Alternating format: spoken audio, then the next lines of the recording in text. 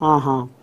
ఆదివారం కామారెడ్డిలో జరిగిన బీసీ సభ సన్నాహక సమావేశానికి 5 మంత్రులతో పాటు ఉమ్మడి నిజామాబాద్ ముఖ్య నేతలంతా హాజరు కాగా ఈ సందర్భంగా ఆయన మాట్లాడారు.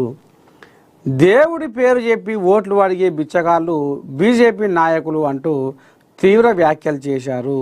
ఇటీవల వర్షాలకు కామారెడ్డి ప్రాంతం ఇబ్బంది పడిందని, తాను టీపీసీసీ అధ్యక్షునిగా ఎన్నికై ఈ నెల 15తో ఏడాది పూర్తవుతుందన్నారు.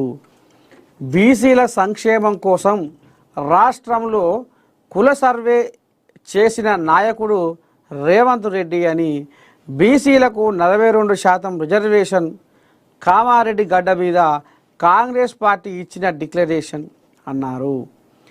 రేవంత్ రెడ్డి బీసీ వర్గానికి చెందకున్నా బీసీల సంక్షేమం కోసం డిక్లరేషన్ చేసి కేంద్రానికి పంపడం జరిగిందని, 42% రిజర్వేషన్ జరగకుండా బీజేపీ చూస్తుందని ఆంబాయ వెళ్ళబోసుకుంటూ పెద్ద మనిషి మహేష్ కుమార్ గౌడ్.